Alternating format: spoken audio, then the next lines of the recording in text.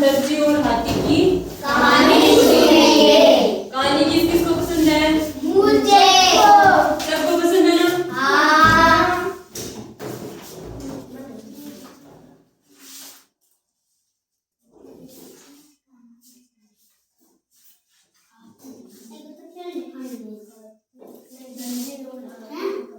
कुछ समय की बात है, पहले एक दर्जी और एक गांव में हाथी और दर्जी रहते थे।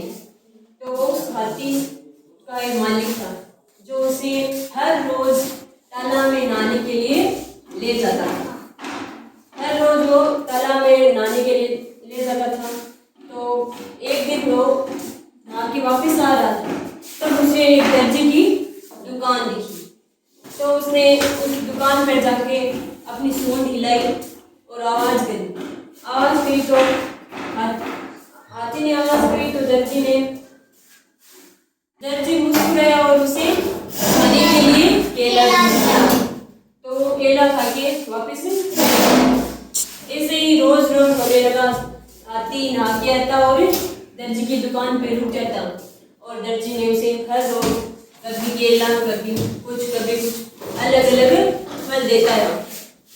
एक दिन दर्जी की किसी ग्राहक के साथ लड़ाई हो गई। तो उसे बहुत गुस्सा आ रहा था। उस दर्जी को बहुत गुस्सा आ रहा था।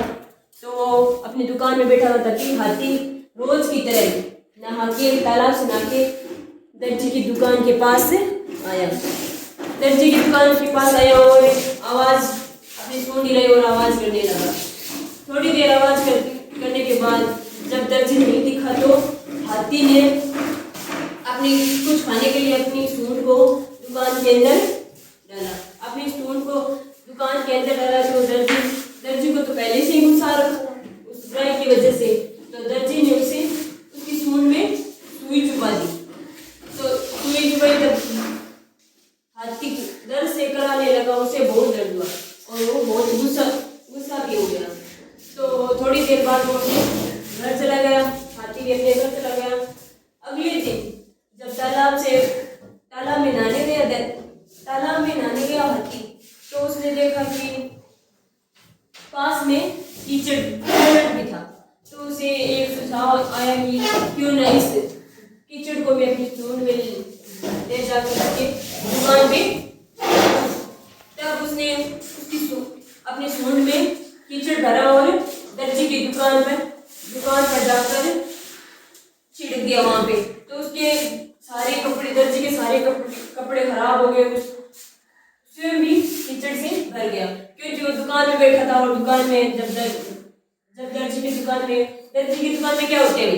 कपड़े होते हैं ना।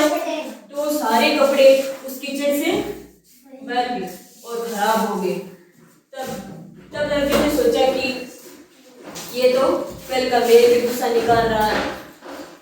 थोड़ी देर बाद उसे समझ आया कि मैंने हाथी के साथ गलत किया था। इस प्रकार इस कहानी से हमें ये शिक्षा मिलती है कि हम जैसा करेंगे वैसा ही हमें प्राप्त होगा। जैसी करनी वैसी। कैसी लगी आपको कहानी? अच्छी लगी? किस को याद हुई है? याद है क्या आपको? खड़े हो, रजत खड़े हो। इस कहानी से आपको क्या शिक्षा मिलती है? जैसे आप करोगे वैसे आपके साथ होगा। शाबाश, जैसे करेंगे। शाबाश, बैठो। कहानी से आपको क्या शिक्षा मिलती है? बताओ, जोर से बोलो। हाँ, शाबाश। जैसी करनी वैसी करनी। अगर हम किसी के साथ गलत करेंगे तो हमारे साथ भी गलत होगा। तो हमें हमेशा अच्छा व्यवहार करना चाहिए। सबके साथ अच्छा व्यवहार करना चाहिए। सम्मान करना चाहिए सबका। बड़ों का सम्मान करना चाहिए और छोटों का आदर करना